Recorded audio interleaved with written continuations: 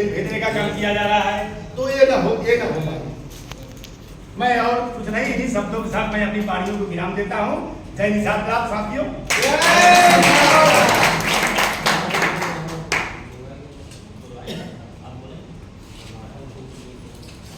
एक बार बोले जय निषाद। जय निषाद। आपके बीच में जो बड़ी बातें रखी हैं संरक्षक जी, बहुत अच्छी बातें रखी। मैं चाहूँगा कि जोरदार तालियों से स्वागत करें। ये हम लोग लर्निंग मोड पर अभी है, सीख रहे हैं, एक दूसरे से सीख रहे हैं। अभी ये संचालन का कार्य हमारा नहीं था, फिर भी अभी सीखेंगे तभी तो आगे बढ़ पाएंगे। अगर इस शीर्ष नेतृत्व का सीधा आदेश है कि अपने जैसा कार्यकर्ता बना, अगर हम लोग अपने जैसा कार्यकर्ता बनाएंगे तो हर जिले में हमारे जानने के बाद इस जिले में सैनिक हथियार लेकर खड़ा रहेगा। अगर हम अभी चले जाएंगे तो सारे जिले के कार्यकर्ता शून्य हो जाएंगे, क्योंकि कोई वक्ता नहीं।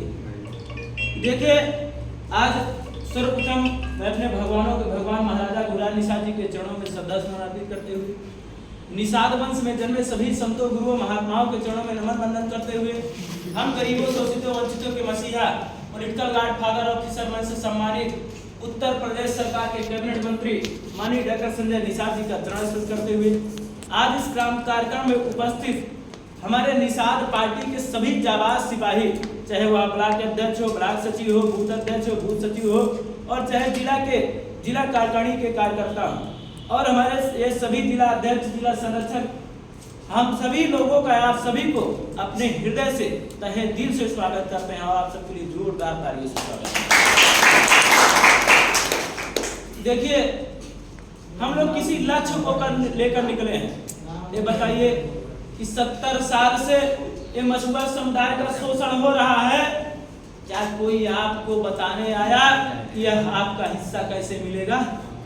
और भाई क्या कोई बताया था क्या? नहीं। क्या भैया कोई बताया था? नहीं। जड़ से खत्म करना है और अपना बदला लेना है, तो इसके लिए काम करना।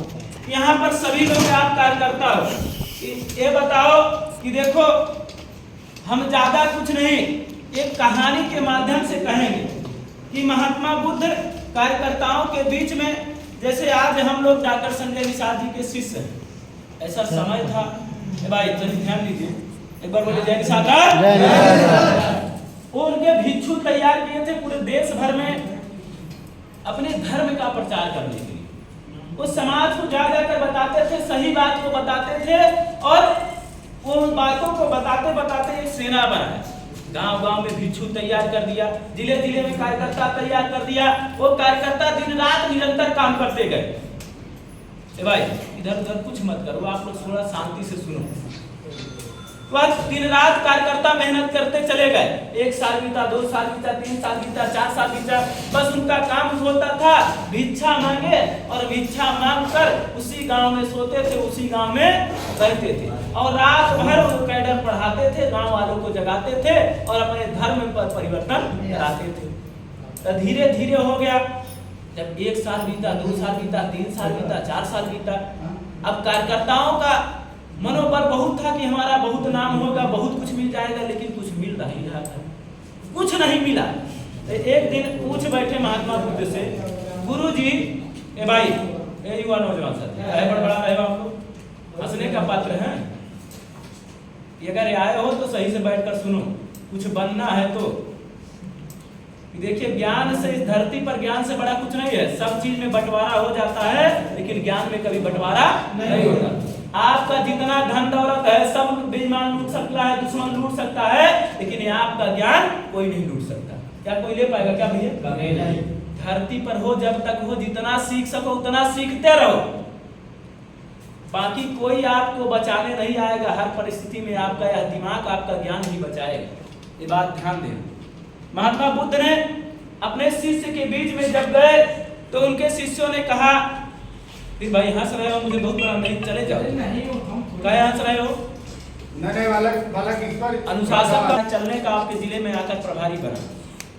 इन शिष्यों ने हमारे हमसे सम्मानित हैं, हमसे सब लोग बड़े हैं, बुजुर्ग हैं, लेकिन आज सीनियर और सिंसियर में सिर्फ एक ही चीज का फर्क होता है।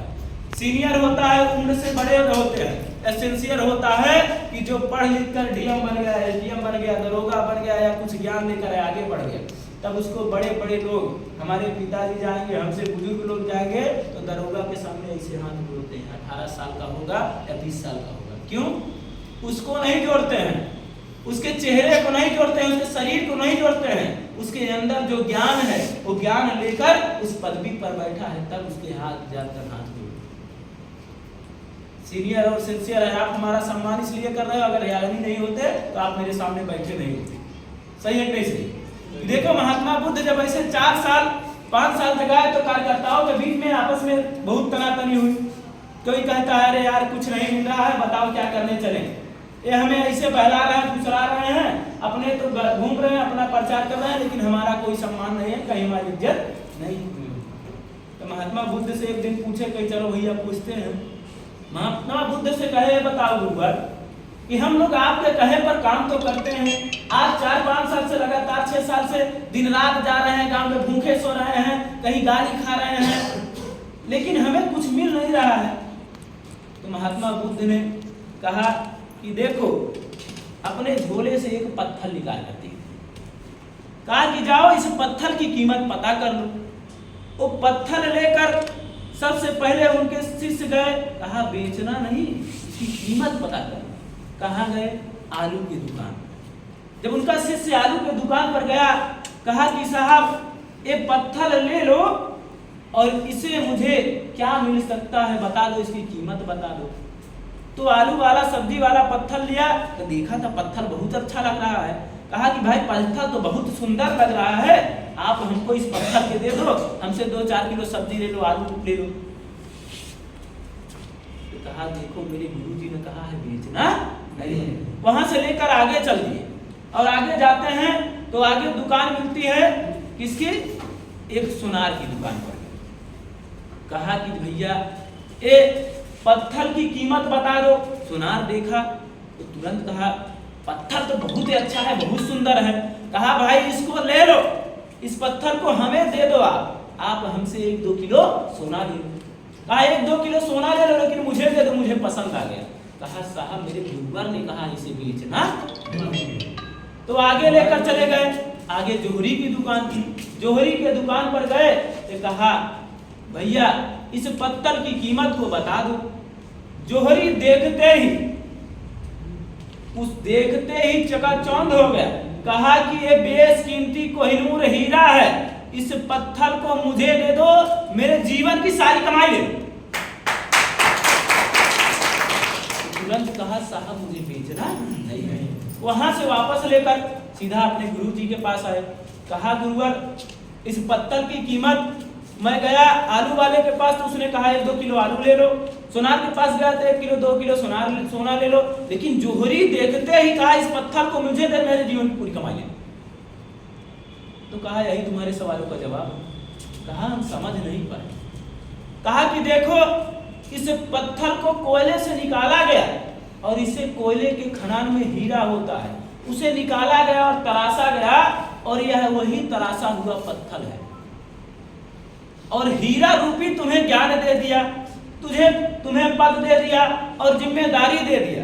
अब तुम अपने आप को कैसे बेचना चाहते हो, क्या साबित करना चाहते हो?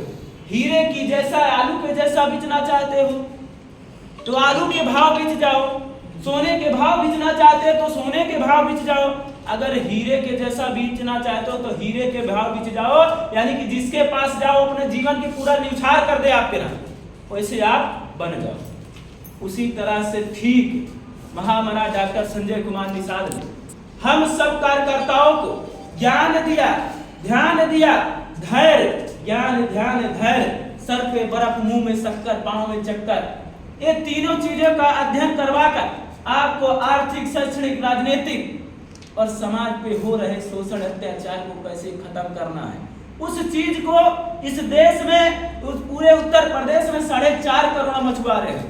4.5 करोड़ के मछुआरों के बीच में आप सौभाग्यशाली हो कि आपको इतिहास लिखने का मौका मिल रहा है। ये अवसर अगर नहीं आपके बाप दादा काम कर लिए होते तो क्या आपको यह अवसर मिलता? क्या नहीं। भैया क्या मिलता? क्या नहीं। आप हमारे बाप दादा कर लेते तो हमें मिलता? ये सोचो है हमारे बाप दादा नहीं कर पाए थे, हमारे इतिहास में लिखाने का, स्वर्णिम अक्षरों में हमारा नाम लिखाने का सौभाग्य है। कि हम मर जाएं तब भी हमारे तस्वीर पर और हमारे चेहरे को देखकर ऐसे सीना ठोक कर कहें कि मैं अपने भाई जैसा बनना चाहता हूं, अपने समाज जैसा बनना चाहता हूं, अपने बेटे जैसा बनना चाहता हूं। सही है कि नहीं सही है? सही है। बोल भाई, यार आपको दे दिया हीरी रूपी ज्ञान दे दिया, यह कोई गांव का निषाद जानता है क्या? बोल भाई, ये जो गांव में आपके जिले में बैठे हैं लगभग 1.5 लाख निषाद होंगे, क्या कहते 3-4 लाख होंगे कि नहीं होंगे? और 3-4 लाख निषादों के बीच में आप 100 लोगों को चुना गया। 100 लोग एक गांव से एक हीरा हो। ये आप अपने आप को कमजोर मत समझ, ये कभी मत भूलना कि मैं कमजोर हूं। आप इस पार्टी के हीरो हो, और हीरा जब चमकता है तो लोगों की चमक आंख चकाचौंध हो जाती है। बस आपको समझने की देर है कि मैं क्या हूं।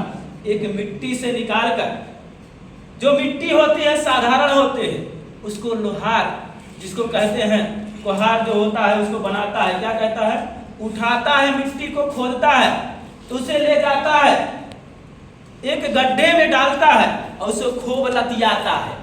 कम से कम 1-1.5 घंटा लतियाएगा, लात से कचरेगा। उसके बाद उस मिट्टी को ले जाता है, उस सांचे में रखता है, सांचे में ढालता है और उसे जैसे घुमाता है वो सांचे में ढलती है। मतलब उसके आदेश के बिना, अगर उसके अभी के बिना थोड़ा सा इधर उधर हुआ तो सांचा खराब। क्या उसकी कीमत रह जाएगी? नहीं। मतलब जैसे वो हाथ घुमाता है वह मिट्टी घूमती है, वो जैसे जैसे घुमाएगा, जिस डिजाइन में कहेगा उस डिजाइन में वह बनता चला जाएगा। और जैसे वो बन जाएगा, वो बनने के बाद उसे निकालेगा, उसे निकाल कर फिर भी इतना कूटने के बाद, इतना घुमाने के बाद भी फिर उसे ले जाएगा कहाँ? तपती हुई भट्टी में। तपती हुई भट्टी में झोंक देगा कि तपो, खूब धकते हुए आग में वो गर्म होकर एकदम पकेगा, जलेगा, तपेगा, पकेगा।